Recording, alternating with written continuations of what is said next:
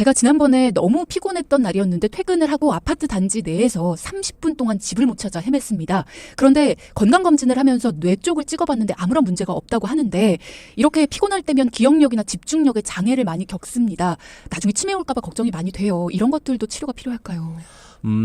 만성피로증후군 중에도 그런 것이 있고요. 네. 그중에 심노가 거기에 해당이 됩니다. 정신이 황망해진다 하거든요. 멍하게 되고 네. 집중이 잘 안 되죠. 때로는 드시고 있는 약물 같은 것에서 문제가 될 수도 있습니다. 그 약물에는 술도 포함되는 거죠. 네. 평상시에 술을 많이 드셨다든지 하는 것 때문에 건망증이 증가한다든지 또는 여성분들이 여성 호르몬이 부족해지면서 이제 건망증이 심해지시는 분들이 있는데 뇌 기능이 떨어지는 거죠. 이럴 수도 있고요. 더 중요한 것은 약물일 수도 있다는 겁니다. 저희가 예를 들어서 불면증 환자분이 밤에 잠을 자려고 수면제를 먹으면 외국의 연구에 의하면 3개월을 연속적으로 수면제를 먹으면 알츠하이머가 32%인가 더 증가하고 6개월 이상 먹으면 뭐 80%인가가 증가한다는 논문을 본 적이 위험하네요. 있습니다. 네, 그런 것뿐만이 아니고 고지혈증에 쓰는 스타틴 계열의 약도 간 기능 장애를 일으킨다든지 굉장히 많은 약들에는 항상 부작용 주의점이 써 있죠. 그렇죠.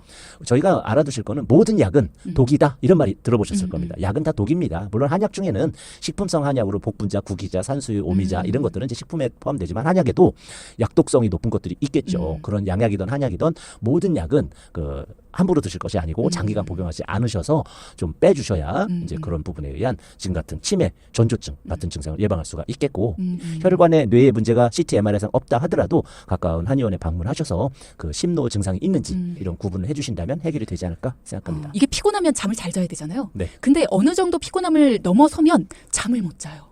자도 졸리기 때문에 계속 머리만 대면 잘 수 있는 반면 심노 환자인 분들 같은 경우에는 네.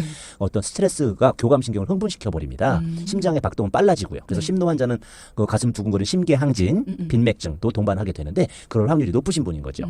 저희가 이제 만성피로증후군 환자들이 평균 연령이 몇 살이냐면 33세입니다. 여성이 3배 많습니다. 그렇게 되는 이유는 남성은 좀 더 남성 호르몬 때문에 사냥과 전쟁의 호르몬이잖아요. 그래서 조금 더 그런 이제 그 외력에 좀 익숙한 반면 이제 사회생활 시작하시고 이렇게 경쟁이 치열한데 여성분들이 조금 더 이제 근력적으로 딸리는 부분이 스트레스로 작용했을 때 잘 생긴다 이렇게 이제 보는 이제 관점이 있거든요. 그래서 이제 그런 것들이 우리 이제 만성피로증후군에서 이제 불면증으로 유발될 확률이 높아지는 거죠. 제가 직업상 3교대를 합니다. 그렇다 보니까 항상 낮과 밤이 일정한 게 아니라 계속 바뀌는데 이런 일상 패턴이 바뀌지 않고 계속되다 보니 만성피로가 왔습니다. 치료를 받는다고 하더라도 패턴이 바뀌지 않으면 만성피로는 또 오지 않을까요? 라는 고민을 주셨네요. 그렇습니다. 저희가 특히 야간 작업하시는 분들이 그렇죠. 제일 문제인데 사람은 유전적으로 최소 100만 년 이전부터 태양에 의존해서 살아왔기 때문에 유전자가 거기에 고정되어 있습니다. 무슨 뜻이냐면 새벽 4시부터 12시까지 낮 12시까지는 배설시키는 기능을 주로 합니다. 그래서 과식하는 것이 좋지 않죠. 그리고 12시부터 밤 8시까지는 보충하는 내 몸에 흡수하는 기능을 주로 수행하게끔 몸이 돌아가고 있고요. 밤 8시부터 새벽 4시까지는 이제 그 축적하는 이제 그런 기능을 이제 하게 돼 있거든요. 이제 거기에 맞춰 살아야 되는데 몸에 축적하는 시간에 활동을 하고 아침에 막 이제 배설해야 되는 시기에 막 많이 먹어 야근 끝나고 와가지고 새벽일 끝나고서 막 먹고 이런 식으로 반대로 이제 살게 되면 그 시기 때 오장육부가 굉장한 부하에 걸리게 됩니다. 내가 일해야 될 시기가 아닐 때 일을 하니까 그럼으로써 여러 가지 질병이 오기 때문에 그래서 그런 이제 수면 패턴이나 이런 그 어떤 건강에 문제가 되는 직종에서는 장시간 근무하지 마시고 몇 년간 했다면 조금 이제 직종을 바꾸거나 업태를 바꾸는 그런 것이 현명하다 생각합니다. 지금 당장의 피로감을 조금 해소할 수 있는 방법 없을까요? 당장의 피로감이 해소된다면 일단 만성피로증후군은 아니신 거고요. 아하. 증후군은 그게 불가능하기 때문에 거의 네. 사실은 입원 치료 수준이거든요. 그리고 직장을 못 다니는 휴직계가 가능한 진단명이기 때문에 네. 그런데 이제 지금처럼 말씀하시는 건 일과성 피로들입니다.